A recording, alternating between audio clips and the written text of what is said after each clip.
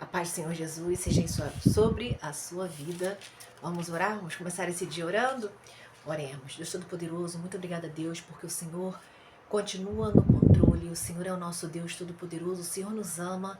Pai, eu te louvo por mais um dia de vida, mais essa oportunidade que o Senhor nos dá. Te peço, Deus, perdoa os nossos pecados. Santifica a nossa vida para Ti. Pai, vem nos direcionar nesse dia. Salva vidas hoje. Que o Teu Santo Espírito convença vidas aqui da justiça, do pecado e do juízo. Pai, que essa palavra, Pai, venha abençoar vidas, que o Teu Santo Espírito venha usar essa palavra para falar aos corações. Senhor, que não seja eu, mas seja o Senhor. Abençoa vidas aqui, abençoa, supre necessidade, traz libertação para as famílias, vai libertando os cativos, vai libertando de depressão, de doenças, Senhor, do corpo, da alma, vai abrindo portas onde não tem portas, portas de oportunidade, portas de emprego. Pai, que pessoas aqui que precisam recomeçar a vida na área sentimental, na área profissional, na área espiritual, Senhor, em tantas áreas, Pai, que precisam de um recomeço, que o Senhor venha trazer um recomeço. Abençoa teu povo, Deus, e fala-nos de forma poderosa. É assim que eu oro em nome de Jesus. Amém. Glória a Deus. Olha, Deus, ele me deu aqui uma palavra, né? Ontem eu estava aqui no meu momento de oração e Deus, ele me deu uma palavra. Eu estava em jejum, orando, e Deus, ele falou comigo: quando seus muros caírem e você ficar vulnerável. Vamos meditar lá em Neemias. Se você puder, depois você lê o capítulo 1 e o capítulo 2. Eu vou ler só alguns versículos. Ó, a história de Neemias. Palavras de Neemias, filho de Elquias.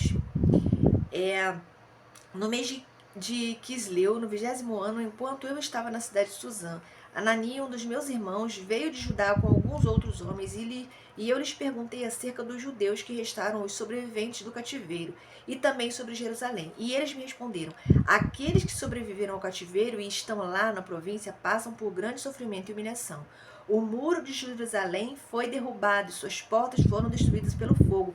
Quando ouvi essas coisas, sentei-me e chorei. Passei dias lamentando-me, jejuando e orando ao Deus dos céus. Então eu disse: Senhor dos céus, Deus grande e temível, aliança misericordioso com os que te amam e obedecem aos teus mandamentos. Que os teus ouvidos estejam atentos aos meus e os teus olhos estejam abertos para a oração que o teu servo está fazendo diante de ti, dia e noite, em favor dos teus servos, o povo de Israel. Confessa os pecados que nós israelitas temos cometido contra ti. Sim, eu e o povo temos pecado. Olha aqui, foi quando Jeremias descobriu como estava o povo. Neemias, ele estava cativo numa outra terra, né? Porque o povo de Israel tinha sofrido lá uma guerra, então o povo que invadiu veio e capturou alguns, e Neemias foi parar numa outra terra, servindo a um rei poderoso. E ele estava ali, ele não podia, na verdade, voltar para Jerusalém. Mas ele teve contato com alguns que vinham de lá e trouxeram a notícia: olha, o nosso povo está sofrendo muito, e o sofrimento era grande. Se você ler capítulo 1 e capítulo 2, você vai ver qual era o sofrimento do povo judeu naquela questão ali em Israel. Era muito sofrimento, vergonha, sabe? Eles estavam, porque os muros haviam caído e as portas de Jerusalém tinham sido queimadas pelo fogo. E isso representava uma vulnerabilidade, completa insegurança política, econômica, espiritual. Em todos os aspectos eles estavam vulneráveis. E Neemias, quando soube disso, ele se assentou e chorou. Ele chorou, mas ele não só chorou, ele buscou o Senhor, ele orou, ele jejuou.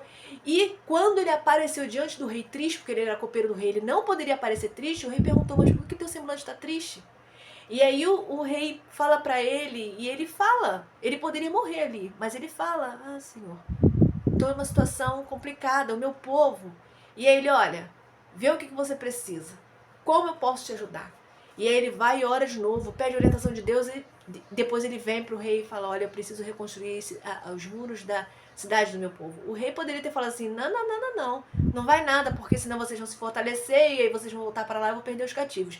Mas o rei, tocado pelo Senhor, vai e libera tudo que Neemias precisa. E depois Neemias vai a Jerusalém, ele faz uma inspeção, ele vê o que precisa e ele restaura, ele consegue restaurar, ele junto com o povo de Jerusalém, os muros em 52 dias. foi uma batalha espiritual, mas foi algo direcionado por Deus. Deus deu a vitória. Sabe o que eu aprendo aqui com essa palavra? Que quando os muros da nossa vida, eles estão derribados, quando nós estamos em situação de vulnerabilidade, uma das coisas que a gente precisa fazer é como Neemias. A gente pode até chorar, mas não só ficar chorando, a gente precisa orar. E a gente precisa descer, sabe? Se humilhar diante do Senhor e reconhecer a nossa fragilidade. Neemias orou e pediu perdão a Deus dos pecados dele, mas não só dele, do povo também. Ele reconheceu o pecado. Ele pediu perdão a Deus pelos pecados. E ele buscou orientação em Deus e Deus imediatamente ouviu a oração e tocou no coração daquele rei que era poderoso para ajudar Neemias a reconstruir os muros. Olha, o que a gente precisa fazer quando a gente reconhece situações de vulnerabilidade na nossa vida? Primeiro, a gente precisa compreender a situação e reconhecer e dar atenção ao que precisa. Qual é a área que está vulnerável aí na sua vida? Qual foi o muro que caiu? Eu já preguei aqui essa mensagem sobre esse texto, mas hoje é de outra forma. Qual é a área que está vulnerável aí? O que você precisa dar atenção? De repente você está com um problema no casamento e você está assim, eu vou orar e Deus vai agir. De repente é você que precisa parar para estar com o seu cônjuge, sabia disso? Às vezes problemas na família, problemas no emprego, problemas na liderança. Às vezes quando a situação está muito crítica, a gente não para, a gente tapa os olhos e eu vou entregar nas mãos de Deus que Deus vai resolver. Não é bem assim, a gente precisa parar e dar atenção. Neemias, ele parou, ele saiu lá do palácio e ele foi para Jerusalém fazer uma inspeção e ver o que precisava ser feito. Só então ele conseguiu resolver o problema. A gente precisa parar e dar atenção, né? E não ignorar a situação. Precisamos também buscar ajuda, como Neemias fez. O rei ofereceu ajuda e ele não desperdiçou. Ele aceitou, ele não foi orgulhoso. Ele aceitou ajuda, busque ajuda. Neemias aceitou a ajuda do rei, buscou uma equipe, buscou a ajuda do povo. E a reconstrução ela foi feita em 52 dias. Sozinhos nós não podemos. De repente você vai precisar de ajuda em oração, de repente você vai precisar de um aconselhamento. Então, não deixa a coisa ficar gritante, sabe? Quando você perceber que tem um problema a ser resolvido, tem um filho teu precisando de ajuda, tem um filho teu se afastando dos caminhos do Senhor, tem um filho teu se envolvendo com coisas que não deve, ore a Deus, chama para conversar.